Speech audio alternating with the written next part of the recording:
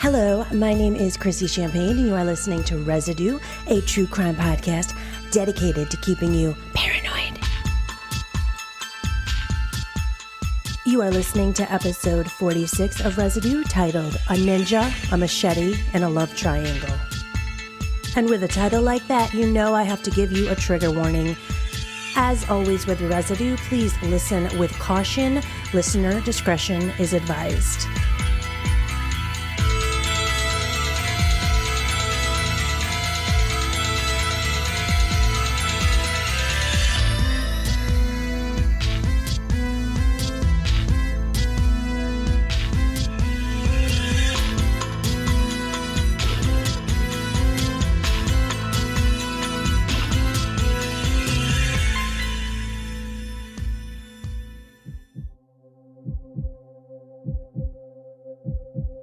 Mayhem is a criminal offense that involves violently injuring someone to the point that they are less able to defend themselves. Examples of mayhem include disabling a limb such as an arm, hand, finger, leg, foot, or eye, causing permanent brain damage, slashing someone's face, lodging an object in someone's eye, striking someone's forehead with a hammer, scratching someone's eye in a fight, causing them to go blind, and even dressing up like a ninja, wielding a machete, and hacking a man until he dies.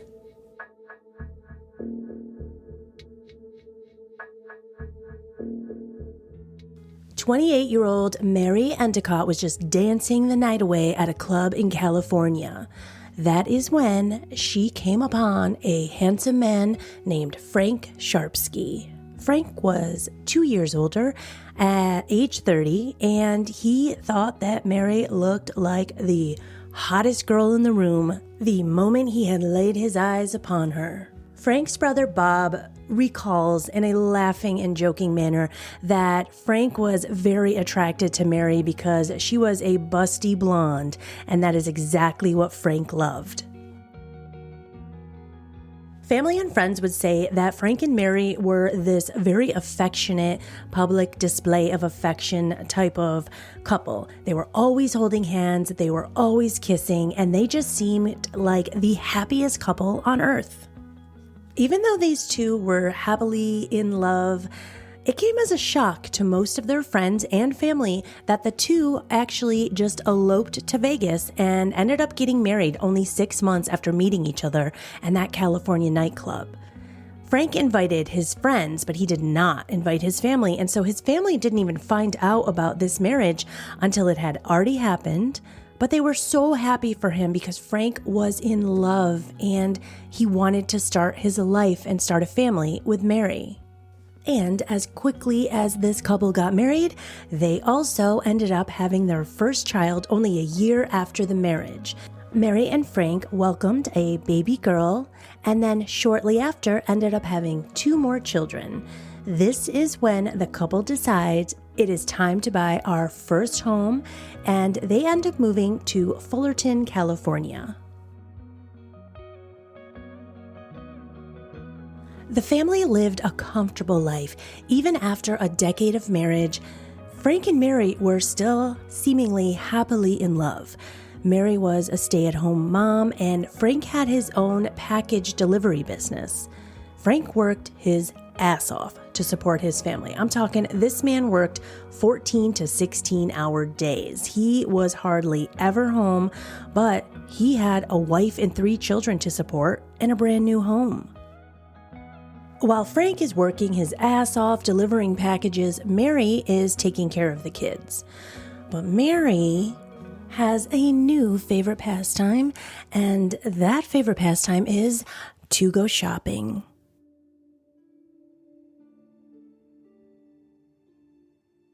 Frank is working his ass off, Mary is shopping her ass off, and Frank couldn't support this type of lifestyle. He is barely able to pay his mortgage, his bills. He can barely feed his children at this point. Mary has racked up so much in credit card debt. It is insane. It has now gotten to the point where Frank is asking his brother Bob for money. just to pay his bills. He is still working 14 to 16-hour days, but now he still needs the help of his family to even be able to have a roof over his family's head. Which brings me to the next point. Frank is going to now have to file bankruptcy, and he's going to have to sell his home. This home that he worked so hard for. He sells their home and he moves his family of 5 into a tiny apartment in an apartment complex. The family has just downgraded to a 2-bedroom apartment with a family of 5. And Frank is feeling a little frustrated and doesn't know where to go from here. Mary is just straight up pissed and a little bit frustrated that she has to live in an apartment now. She's also upset that she can't continue her lifestyle of just shopping all day. Mary starts complaining to Frank's family about what an asshole he is. Now, she's calling Frank's brother and she's telling him that Frank never comes home, and when he does come home late at night, he just drinks 1 beer and then he goes to sleep. And Frank's brother Bob is like, yeah, dude, he just worked 14 hours a day. By the time he gets home, everyone else is in bed. He has a beer. He goes to sleep, gets back up, does it all over again. So now Mary is aware that no one in Frank's family is on her side, especially since the kids are pretty much grown at this point, and Frank has begged Mary to get a job of any kind to just help out a little bit, but she said no. So Mary is going to find herself a brand new friend that she can vent to. Enter Michael Shores, next door neighbor in the apartment complex, who is described as a big kid. He is a martial arts expert, and he is just your all-around nice guy and everyone's friend. The kids in the neighborhood adore Michael. Probably because he was basically home all day doing nothing, and so he would go out into the courtyard of the apartment complex and joke around with the kids. So Mary decides, instead of getting a job and trying to help her family out, that the best option would be to befriend this grown adult who behaves like a child. Mary and Michael become BFFs. They are constantly together. Neither one of them have a job because at this point, Michael has now lost his job. So they spend their entire days together. Mary said she needed this friendship. She felt like she was happy now. And Michael starts introducing Mary to other friends of his. She is introduced to a man named Antonio Ortega, who is actually 12 years younger than Michael. Michael and Antonio are like brothers. They have a ton in common. They both love martial arts. They both love knives, swords. They collect the knives and swords. And Mary loved hanging out with these two. Michael and Antonio listened to Mary, and they listened to her vent about Frank a lot. All Mary ever did is complain about how Frank didn't appreciate her. Michael would actually say that he didn't understand why God would give Frank such a beautiful family that he didn't deserve. It is around this point that Michael is unable to pay his rent for his own apartment because he hasn't had a job, and so he asks Mary if he can move in with Frank, Mary, and their 3 children.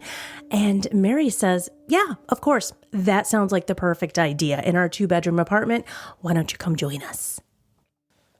Frank ends up agreeing to this.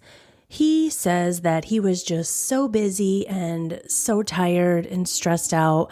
He was like, yes, sure. Actually, if Michael does move in, maybe he can help you with the kids, Mary, and you can get a job. Or maybe he can help us out with the rent a little bit. He tells Michael, yes, okay, you can sleep on our couch, but you only have about 2 to 3 months. I need you to get a job and I need you to get your own apartment within that time period. Now, if this man, Frank, is supposedly beating his wife and abusing her and the children, Why would Frank let this man move into a 2-bedroom apartment with them? Since Frank is gone so much, now working as a delivery driver for FedEx, he isn't aware of the fact that his children are now calling Michael Dad.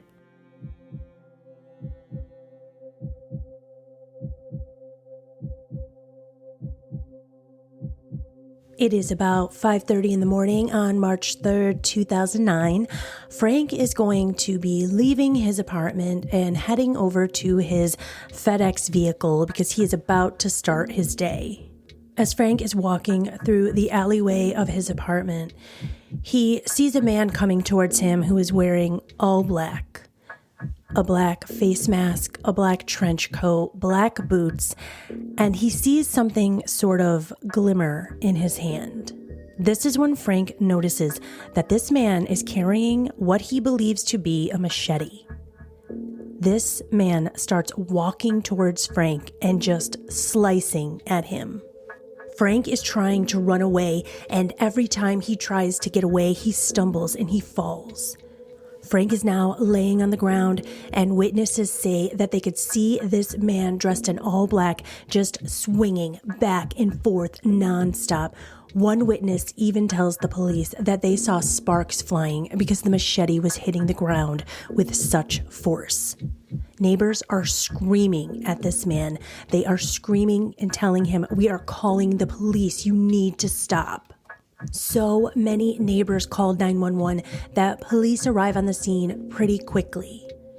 Frank says that he didn't feel any pain at that exact moment and that he did recall seeing a police officer show up on a motorcycle. He said all he could see while laying on the ground was the police officer's motorcycle boots walk up towards Frank's face, look down at him and say, "Oh my God, stay down. You're going to be okay. Just don't move."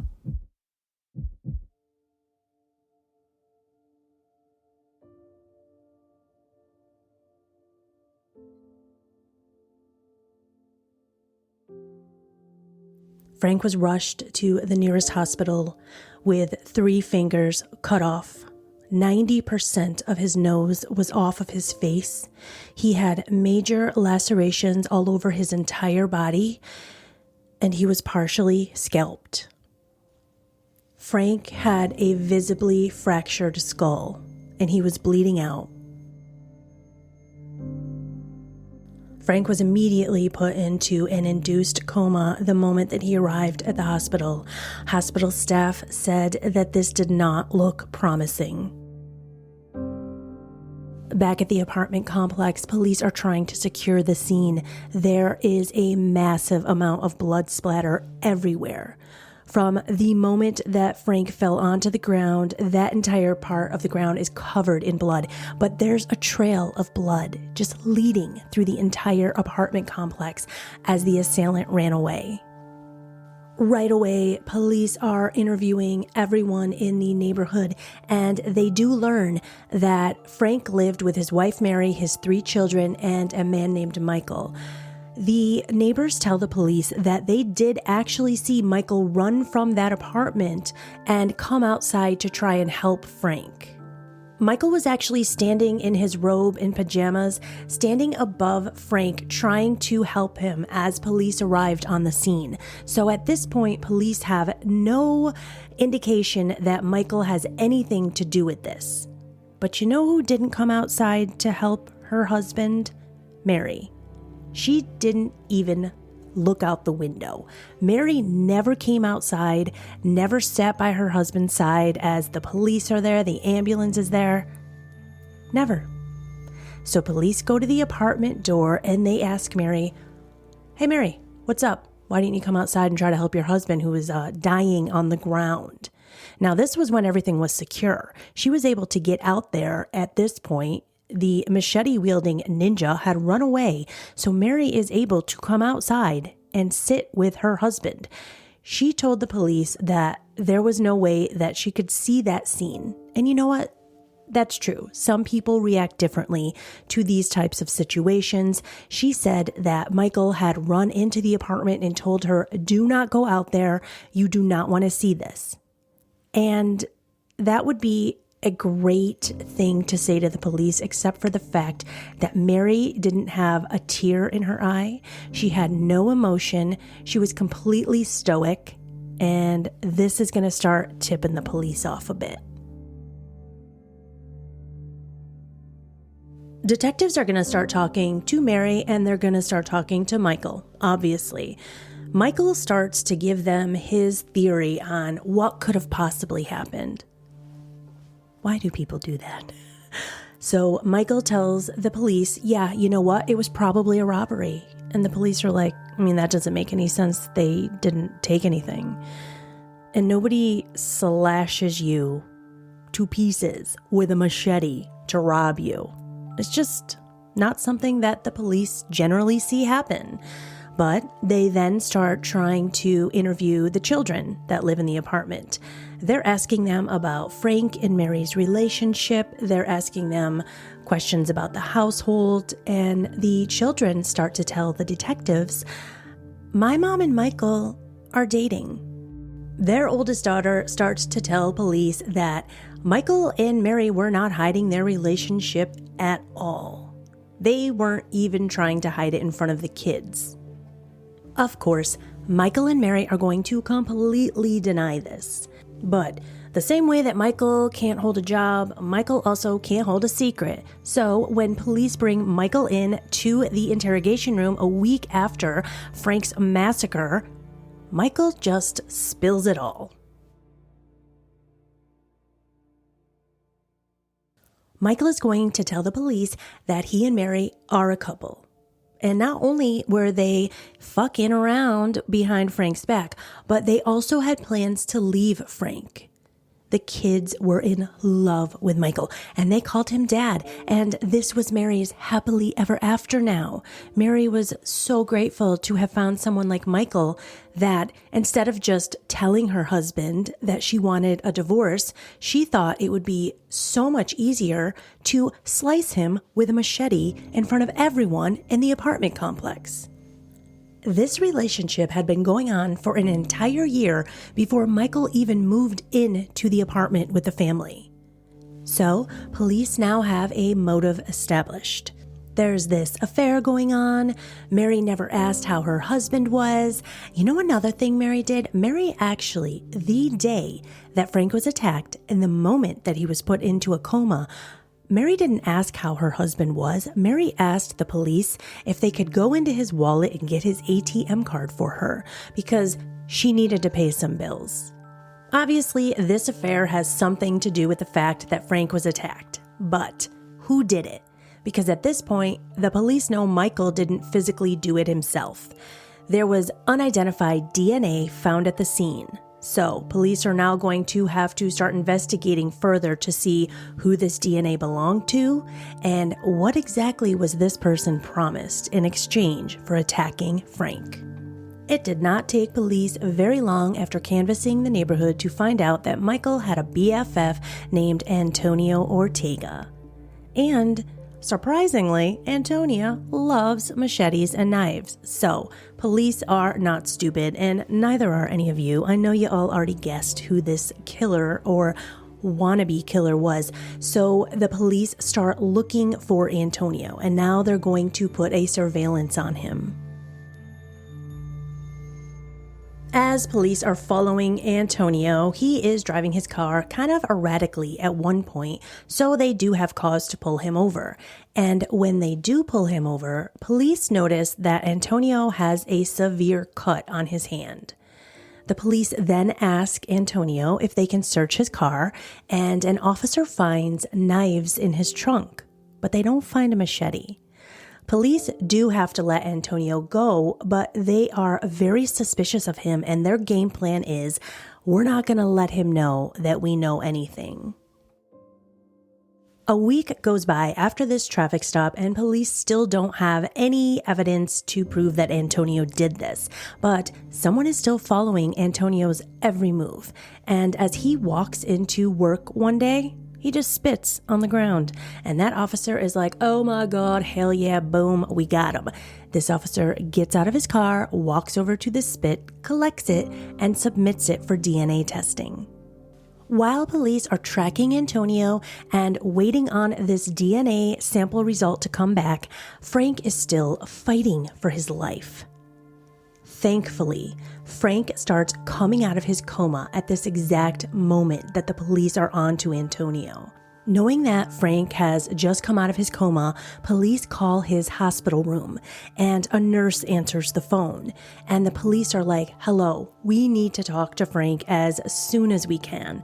This nurse starts telling them, "Okay, that is totally fine. Frank is going to be able to talk to you, but you're going to need to wait at least 2 or 3 days." This is when the police officer says, "Holy shit, this isn't a nurse, this is Mary." Give an award to these detectives because they sprinted over to Frank's hospital room and they needed to tell him, "Frank, we are focused on your wife. You cannot communicate with her." Because at this point, Frank hasn't been awake since the day that he was slashed with the machete. So he has no idea that his wife and Michael are in on this. Once police arrive to the hospital, Mary is gone. But Frank is able to tell them that when he did wake up, Mary and Michael were standing above his bed with a notary and a bunch of paperwork, and they were begging Frank to sign paperwork to hand over his power of attorney. And they were forcing the pen into his hand to sign this stuff. Frank said no. I mean, he just woke up from a coma. He decides to say no, hold off, and this is when police show up. Mary and Michael have already taken off, but this is the point when police inform Frank of everything, and Frank lets them know what just happened with the paperwork. And thankfully, Frank actually does sign over power of attorney to his brother Bob. Bob actually speaks on an episode of Snapped, She Made Me Do It. This was season 1, episode 3, Mary Sharpski. This was one of my main sources for this episode today. But Bob tells the Snapped crew that when he did find out that Mary was involved in this, he also found out that Mary knew that Frank had a $25,000 life insurance policy. And Bob jokingly says to the show, "Mary never really was that good with money, was she?" He says, "I mean, she thought she was just going to run away and start a complete new life with $25,000. That's not going to last her very long."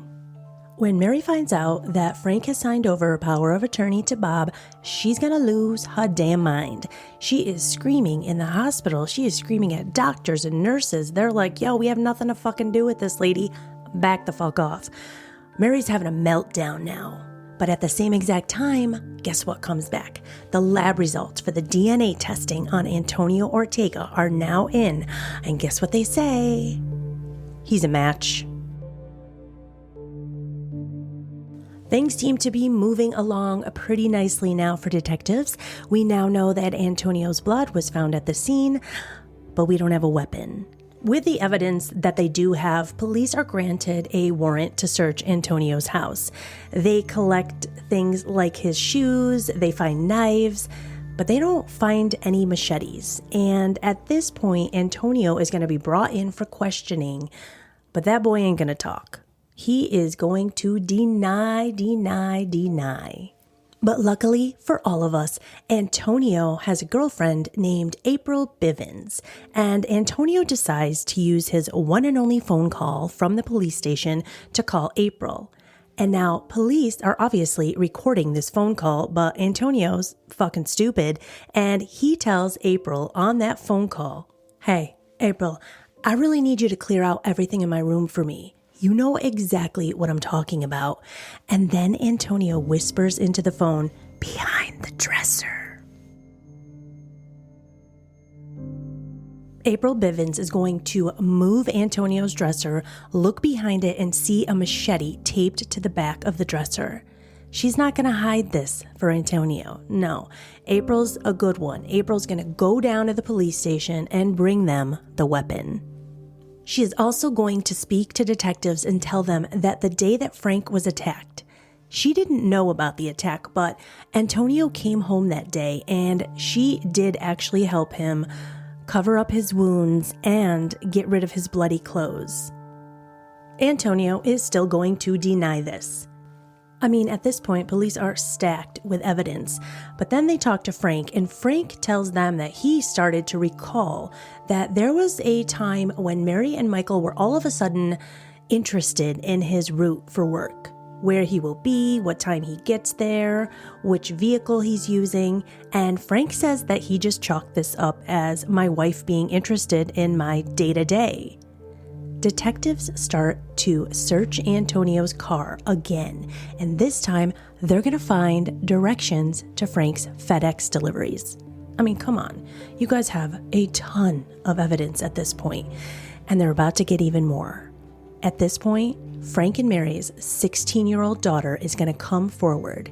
She tells detectives that there was a time right before the attack that she saw her mother, Michael, and Antonio in the apartment complex laundry room. She heard them all talking, and she heard her mother sort of yelling and venting. So she was listening in, and what she could hear was her mother venting about how Frank really abused her and that they needed to get rid of Frank. This 16-year-old daughter didn't just hear them say, "Let's get rid of Frank." She heard them discuss the fact that Antonio should just slash Frank's throat so that he doesn't suffer. With all of this new information, police are now going to let loose on Mary and Michael and bring them both in for questioning. Mary's going to keep denying everything. She's going to be confronted with the fact that her daughter told police she heard this conversation, and Mary's going to say, "I was just venting. I was just venting to my two buddies."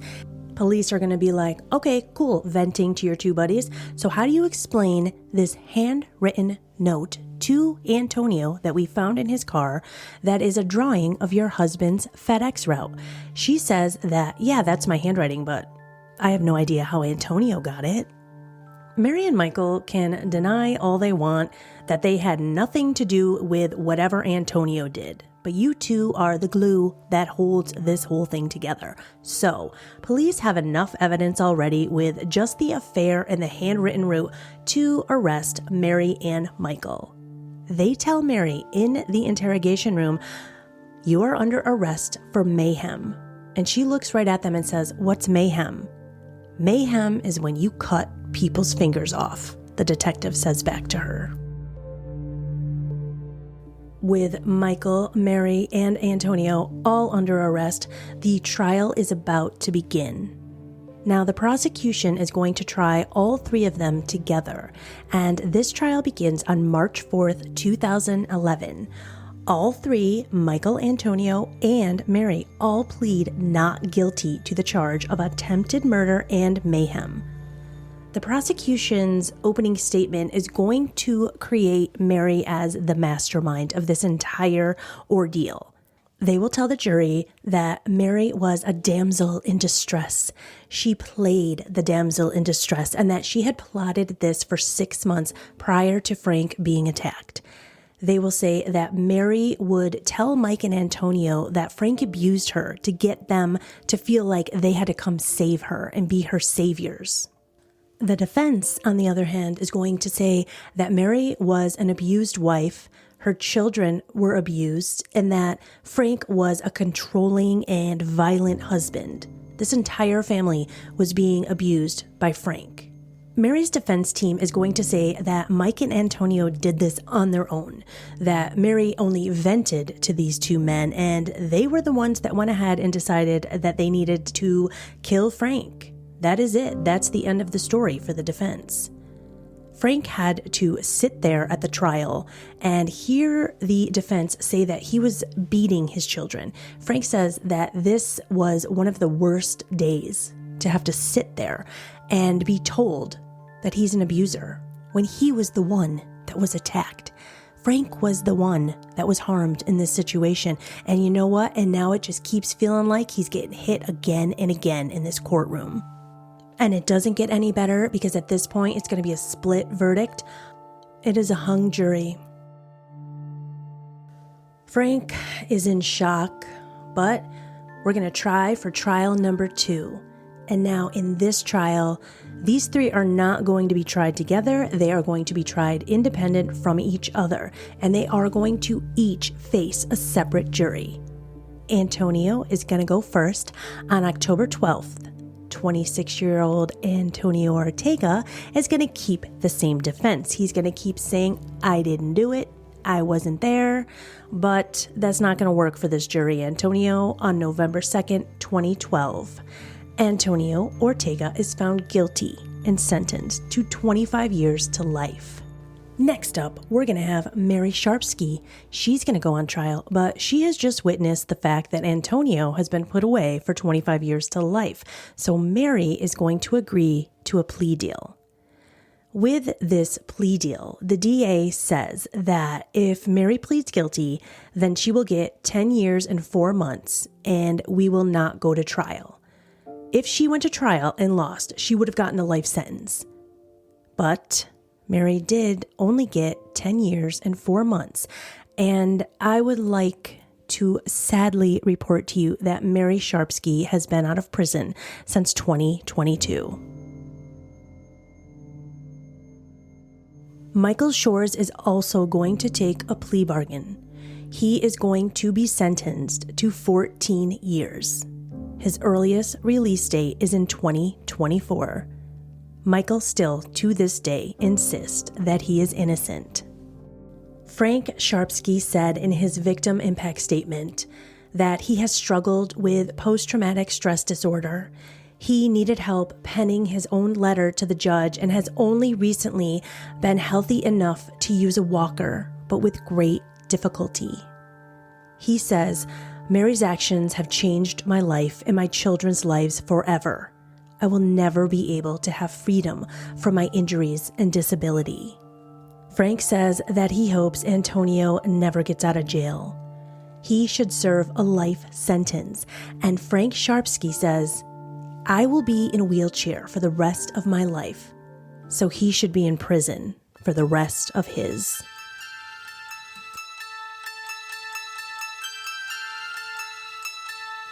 Thank you so much for listening to this week's episode of Residue. I appreciate you all so much. It means the world to me that you take the time to listen each week.